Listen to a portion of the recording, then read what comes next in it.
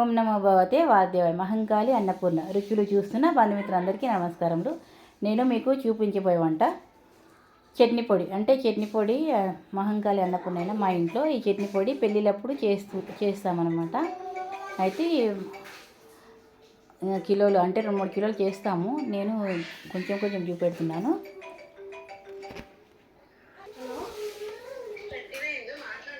మూడు 300 గ్రాముల శనగపప్పు,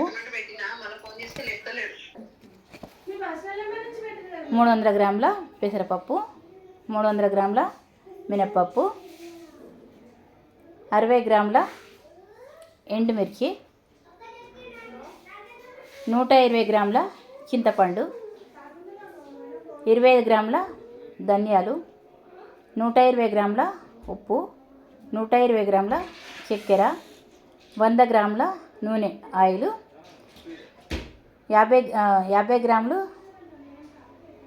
వెల్లుల్లిపాయలు. అంటే పొట్టు తీసి ఒలిసిన తర్వాత 50 గ్రాములు వెల్లుల్లిపాయలు,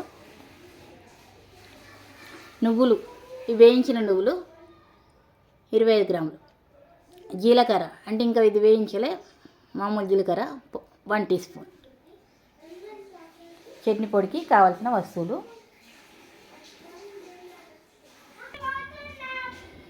పొయ్యి వెలిగించాను, గిన్నె పెట్టాను, ఆయిల్ వేస్తున్నాను.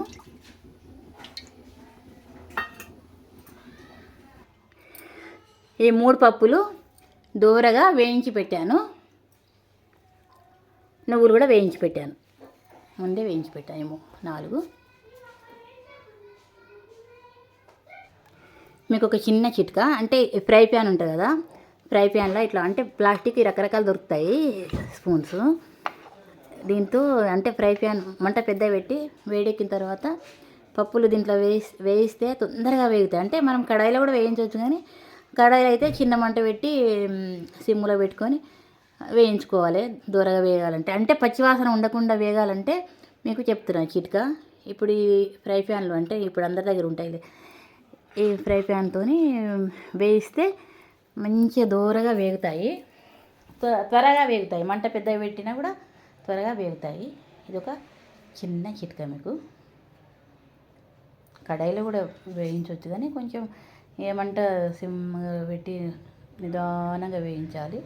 ఇదైతే అట్లా కాదు, మంట పెద్ద పెట్టి కూడా వేయించుకోవచ్చు. ఈ స్పూన్ కాలుతుందేమని ఏం భయపడే అవసరం లేదు. ఇలా రకరకాలు ఉంటాయి స్పూన్స్, దాంతో వేయించవచ్చు. ఏం కాలేదు, నేను మస్తు చాలాసార్లు వేయించాను, ఏం కాలేదు. అంటే వేరే దాంతో వేయిస్తే ప్యాన్లో గీతలు పడతాయి కదా, అందుకోసమని ఇట్లా ప్లాస్టిక్ దాంతో వేయించాలి. పొయ్యి వెలిగించి గిన్నె పెట్టి ఆయిల్ వేసాను కదా, ఇందులో ముందుగా పల్లీలు వేయించి తీసేయాలి ఆయిల్లోకి వెళ్ళి. పల్లీలు ముందుగా ఆయిల్లో వేయించి తీసాను.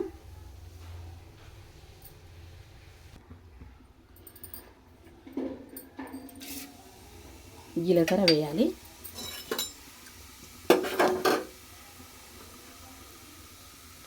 తర్వాత ధనియాలు,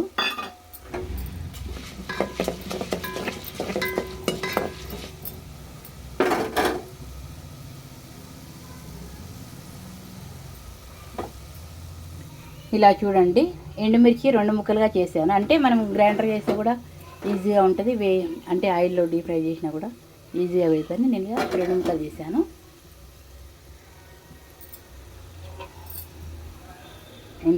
ఇంట్లో వాడే వంటకాడ వాడే కత్తి ఉంటుంది కదా, దాంతో 2 ముక్కలు చేశాను.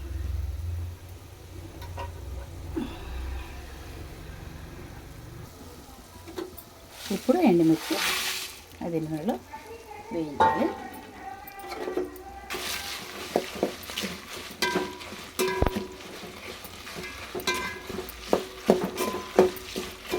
బాగా నల్లగా పడనియద్దు, మామూలుగా వేయించాలి. బాగా నల్ల అయిందనుకోండి, అంటే కొంచెం బాగా నల్ల అయితే చేదు అవుతుంది అనమాట. తింటే సరిపోతుంది, ఎందుకంటే మళ్ళీ ఇంకా నూనె ఆయిల్ వేడిగా ఉంటుంది కదా, ఇంకా వేడిలో ఇంకా కూడా నల్ల అవుతుంది. నేనైతే పొయ్యి బంద్ చేస్తున్నాను, సరిపోతుంది ఇంతే వేడితే. ఇవి చల్లబడ్డదాకా పప్పులు చూపెట్టాను కదా, ఆ పప్పులు 3 పప్పులు బరకగా గ్రైండింగ్ చేసుకోవాలి. 3 పప్పులు గ్రైండర్ చేసి బరకగా గ్రైండర్ చేసి ఒక తాంబూలంలో పోసి పెట్టాను. పల్లీలు నువ్వులు గ్రైండర్ చేస్తున్నాను. పల్లీలు నువ్వులు గ్రైండింగ్ చేశాను. ఇప్పుడు ఈ మిరపకాయలు చల్లబడ్డాయి. అంటే మిరపకాయలు ధనియాలు జీలకర్ర వేయించాను కదా ఆయిల్లో, ఇవి చల్లబడ్డాయి. గ్రైండర్ గిన్నెలో పోసాను. ఇప్పుడు ఇందులో వెల్లుల్లిపాయలు, ఉప్పు వేస్తున్నాను. ఇప్పుడు ఇందులో జీలకర్ర, ధనియాలు, వెల్లుల్లిపాయలు, ఎండుమిర్చి ఇవన్నీ ఇందులో గ్రైండర్ చేశాను కదా. ఇప్పుడు ఇందులో చింతపండు వేయాలి. చింతపండు,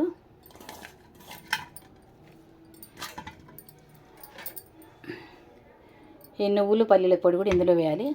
కాకపోతే కలిపి 2 ట్రిప్పులు చేస్తాను, ఎందుకంటే చాలా ఉంది కదా, ఒక ట్రిప్లో తిరగది గ్రైండింగు.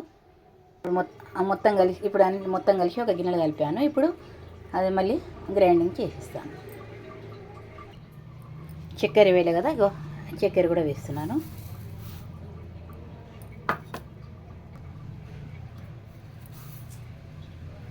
రెండు ట్రిప్లుగా గ్రైండింగ్ చేస్తున్నాను. ఇది కొద్దిగా బరకగా అయింది కదా, ఇది మళ్ళీ ఆ పొడిలో 3 పొళ్ళు గ్రైండింగ్ చేసాం కదా, బరకగా చేసిన దాంట్లో ఇది కలపాలి. ఇందాక చేసిన మిశ్రమం అంతా ఇలా బరకగా చేసి, అంటే ఈ పప్పులు కొంచెం బరకగా, ఇది కూడా కొంచెం బరకగా చేసి ఇప్పుడు అంతా మొత్తం కలిపేసేయాలి. ఇప్పుడు పప్పుల పొడి, మిరపకాయలు ఇవన్నీ కలిపేసి మళ్ళీ గ్రైండర్లో మళ్ళీ ఒక ట్రిప్పు తింపాలి.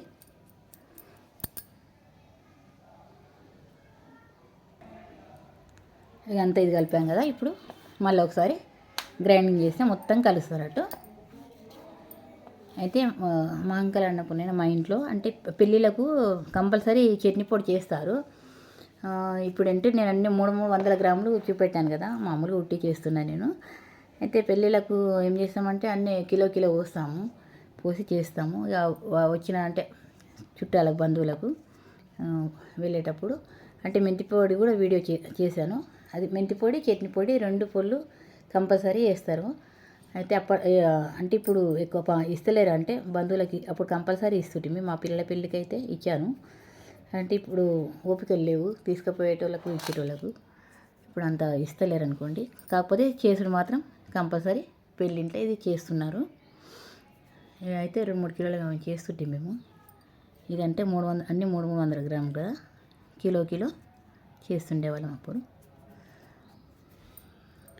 చేయడం మాత్రం కంపల్సరీ చేస్తాం.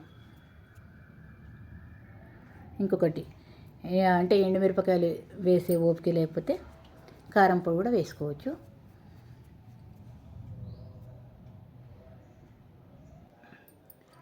ఈ చట్నీ పొడి తయారైంది.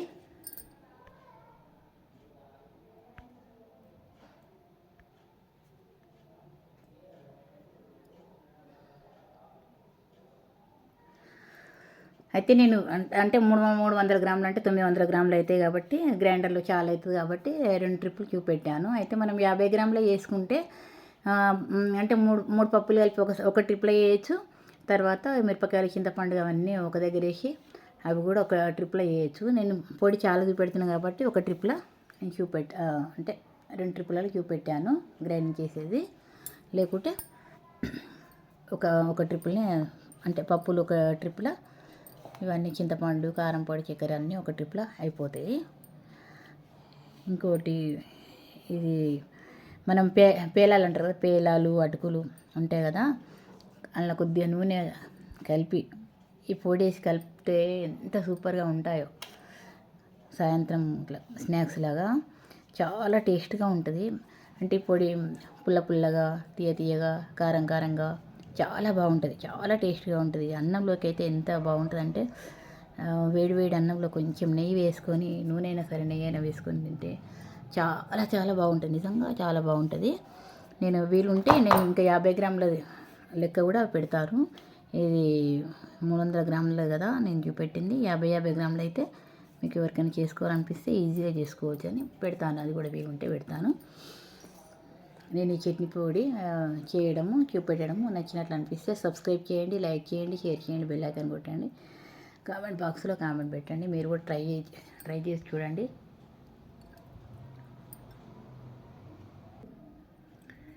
నేను ఈ చట్నీ పొడి 2025 జూన్ 17న తయారు చేసి చూపెట్టాను.